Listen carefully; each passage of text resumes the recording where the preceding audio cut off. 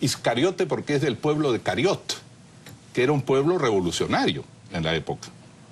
Y entonces Judas, cuando ve que Cristo paga impuesto y dice al César lo que es del César y a Dios lo que es de Dios, debe haber tenido un pánico enorme, es decir, no es el revolucionario que yo pensé. Pero bueno, todas estas son interpretaciones y al final concluí en que mejor no me meto en esos temas. Son interesantes, pero, oiga, he tenido problemas con el Fondo Monetario, con los 12 apóstoles. Con los 12 apóstoles, también con algunos que han sido comunistas a lo largo de su historia, etcétera, etcétera. Tener problemas ya con la Iglesia y con Dios. Demasiado. No me pida tanto. Y con Cipriani se llevó usted bien, ¿no? Bien, porque es un hombre al que yo le reconozco algo fundamental. Dice lo que piensa. Es decir, como diplomático, no sería un gran diplomático, pero dice lo que piensa. Y a usted le diría... ¿Piensa lo que dice? Directamente. Eso no estoy tan cerca de su cerebro y de su corazón para saberlo, pero me imagino que sí. Porque lo normal en los seres humanos es enmascarar las cosas duras para no quedar bien con el otro, ¿no? Es lo normal en los limeños, sobre todo, y bueno, presidente. usted puso el adjetivo, pero yo pienso que Cipriani en eso es a veces muy duro, pero dice la verdad, dice lo que piensa. Y eso para mí es un valor fundamental.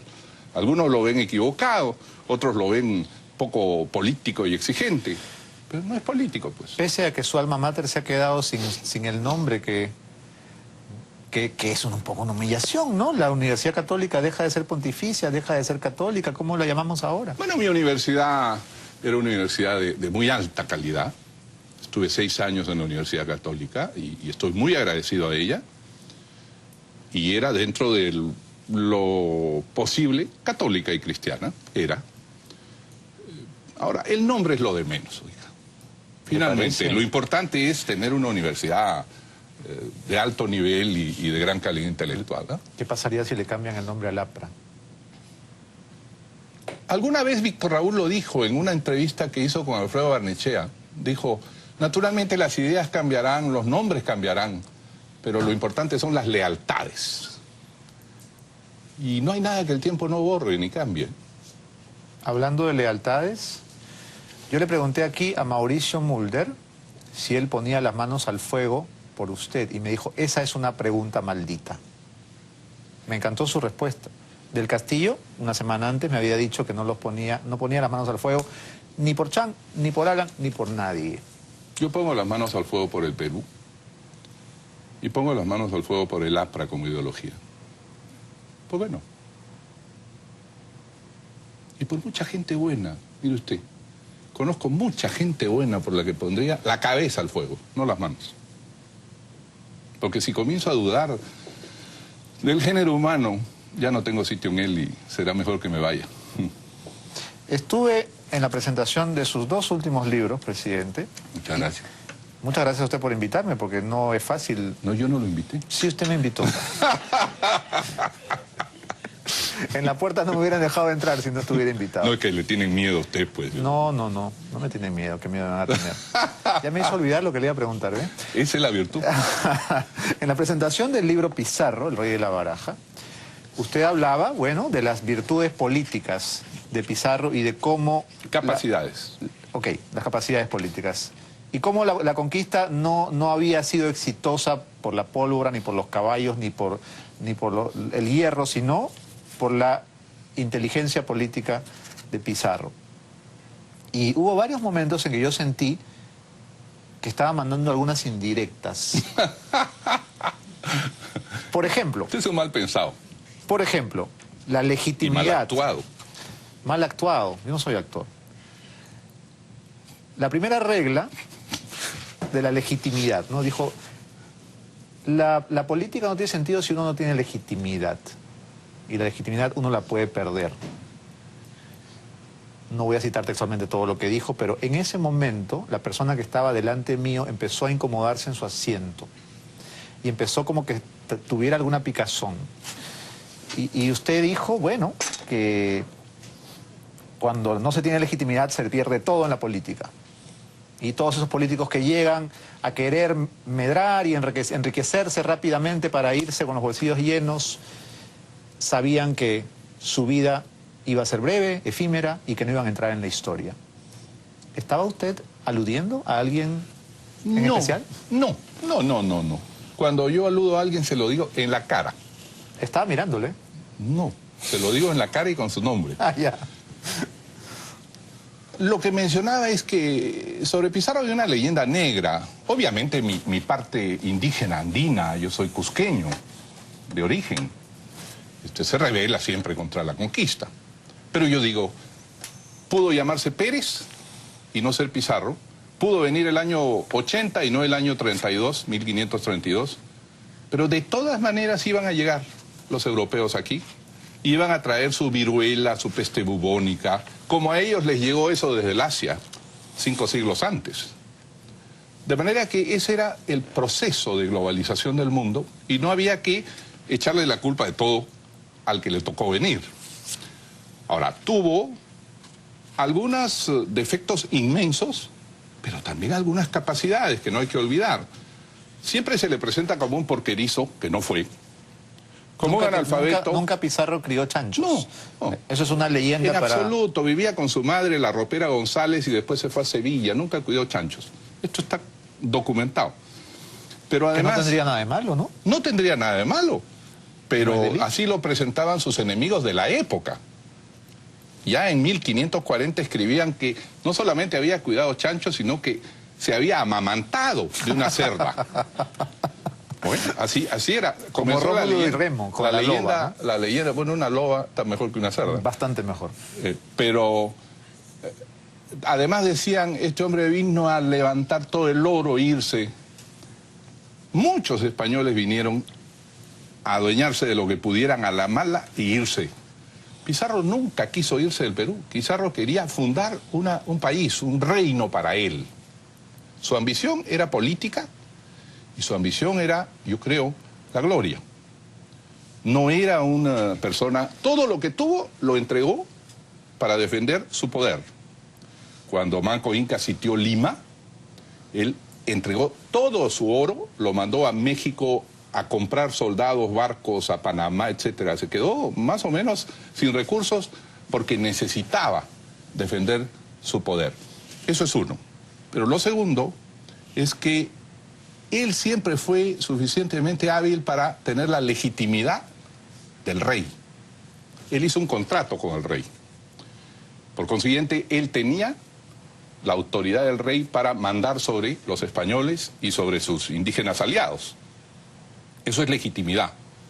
Él sabía que sin eso podría ser muerto en cualquier momento, podría ser desobedecido por todos. Y entonces una de sus reglas políticas que está en el libro es mantener siempre escrupulosamente la legitimidad. Ahora, 5 siglos después, ¿qué cosa es legitimidad? Legitimidad es ser elegido por el pueblo y respetar escrupulosamente la Constitución. Eso es legitimidad. Una de las reglas del libro, la 15ª, para ser exactos, Pizarro evadió las responsabilidades y las atribuyó a otros. ¿Esto es una virtud política? No digo que sea virtud, es una regla política de él. No es virtud, porque no echarle las culpas a otro claro, es una maldad. Pero es una regla con la que él actuaba. Es una estrategia. Por ejemplo, mire usted lo que hace este hombre. Este hombre, cuando desembarcó en Tumbes, sabía que Atahualpa estaba en guerra con Huáscar, pero que todo el Perú estaba en contra de Atahualpa. Él se demoró 4 meses en Piura, haciendo alianzas, y al final obtuvo que todos, el Chimo Cápac, el gran jefe de la Federación Chimú, se comprometiera con él a entregarle 1.200 personas como soldados por cada pueblo. De manera que él avanzaba con decenas de miles de indígenas que estaban furiosos contra los abusos de Atahualpa. Y los del sur, el Cusco, los Soras, los Lucanas, en fin, todos estaban también en contra de Atahualpa. Lo que él hizo fue organizar a todo el Perú en contra de Atahualpa. No era Pizarro contra Atahualpa, era casi todo el Perú el que marchó contra el pobre Atahualpa. Él sabía que Atahualpa estaba muerto, pero en mi concepto dejó que Atahualpa primero matara a Huáscar para después echarle la culpa a Atahualpa de la muerte de Huáscar y poder salir de los dos. y tener vacío de poder y designar a Manco Inca como nuevo Inca. Entonces, jamás en España lo acusaron de haber matado a un rey, Atahualpa. En cambio, a Hernán Cortés en México sí lo acusaron de matar a Moctezuma y le quitaron los cargos y los honores. A Pizarro no, porque él se llenó de legitimidades, hizo proceso, hizo juicios en contra de Atahualpa. Lo mismo hizo con Almagro 4 años después, o 6 años después, el año 38. Él dejó que su hermano Hernando derrotara y después ajusticiara ilegalmente a Diego de Almagro. Y la culpa cayó completamente en manos de Hernando Pizarro. Él se había juntado con Almagro por última vez en Mala, cerca de Cañete. Y luego Diego de Almagro huyó hacia el Cusco, donde tenía sus tropas, y avanzó Pizarro hacia el Cusco, pero en la altura de Guaitará, cerca de Pisco, de pronto dijo, yo ya estoy muy viejo para ir hasta el Cusco. Anda tú, Hernando, su hermano. Su hermano llevó el ejército, derrotó y mató a Almagro, y Pizarro nunca quiso ir al Cusco en los 5 meses siguientes para perdonar a Almagro. Dejó que lo mataran. Y toda la culpa le cayó a Hernando, que estuvo 20 años preso en España por haber asesinado a Diego de Almagro. Entonces, era un hombre astuto, cruel. Manipulador. Manipulador. Pero su objetivo no era venir y levantarse todo el oro e irse. Él quería crear un reino. Yo mencioné algo que es fundamental.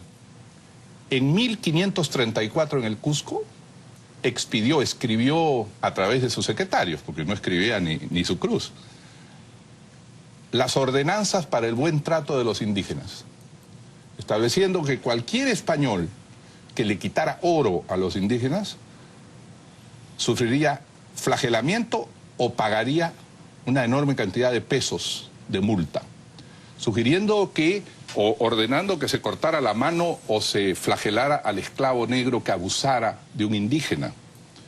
¿Por qué? Porque él quería tener una población productiva. Este Pizarro no era tonto, o sea, conquisto un territorio y mato a todos los pobladores, ¿qué tengo? Él quería tener, como en la Edad Media Europea, una población a su servicio. Y además estableció algo fundamental, que no se mezclaran españoles e indígenas, para que no hubiera abusos. Así está escrito.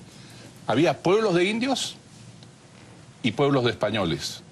Y los indios tributaban a su encomendero, pero no podían vivir un español dentro de los pueblos porque habría, según él dijo, abusos en contra. De manera que estableció unas leyes que años después se convirtieron en las nuevas leyes de Indias que la historia dice que escribió Bartolomé de las Casas.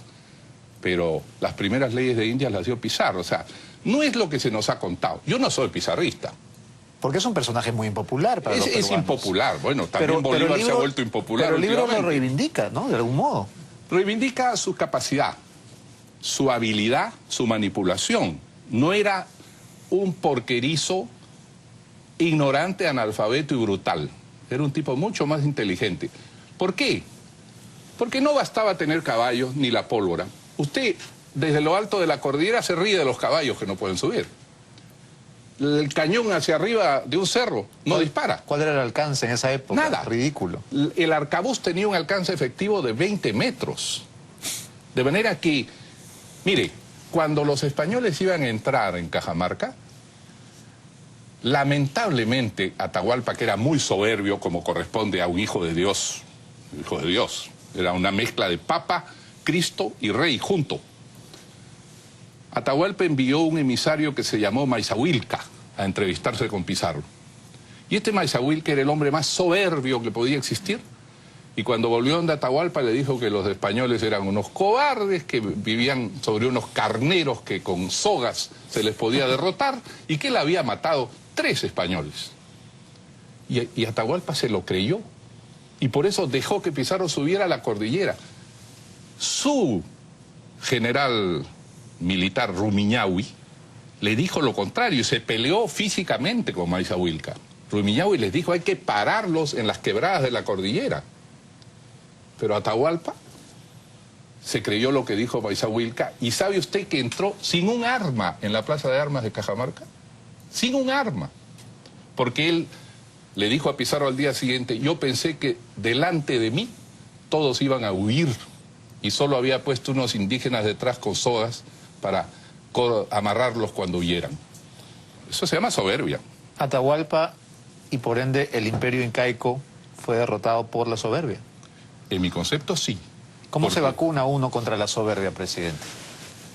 No, a uno lo vacuna la vida. Uno es presidente 5 años y al año siguiente lo someten a vejaciones, lo investigan como si fuera un ladrón cualquiera, lo llevan por su vía crucis. Y yo, que ya pasé 2 veces eso, me he dado cuenta que eso es simplemente el designio de Dios. Dios le da a uno importancia, Dios se la quita y le dice, eres polvo, eres humilde, aprende humildad nuevamente. Entonces la vida le baja los humos a cualquiera y le baja el copete al más pintado. Totalmente de acuerdo. Tenemos que hacer una pausa, pero vamos a seguir conversando con Alan García Pérez luego de la pausa.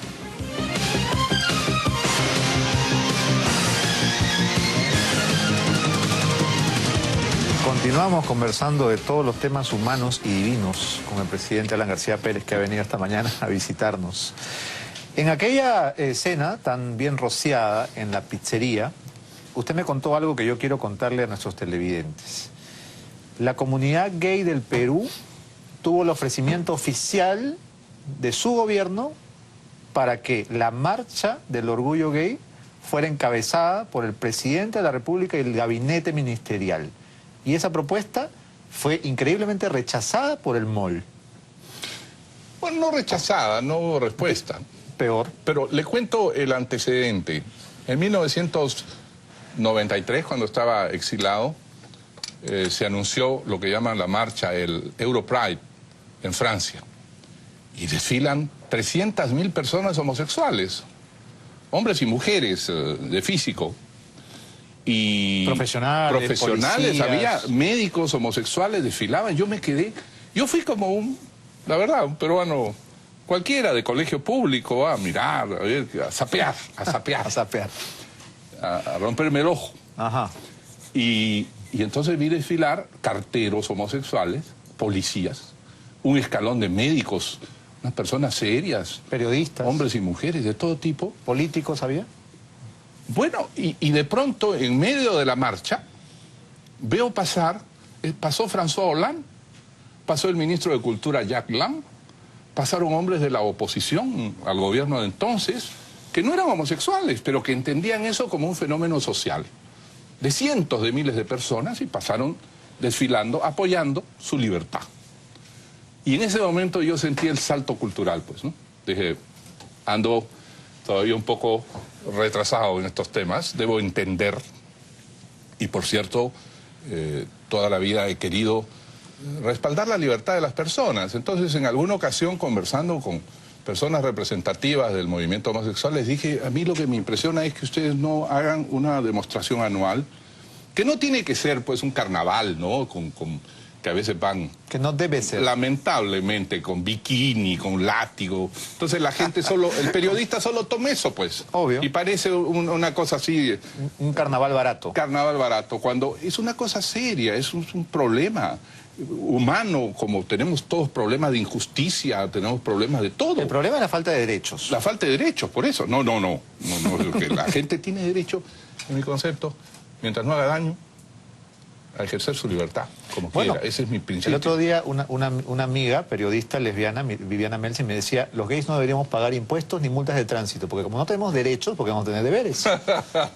Bueno, ya es un aprovechamiento. Eso se llama aprovechamiento. No, es una broma, pero en todo caso, los derechos tienen que ser iguales. Y yo recuerdo que su gobierno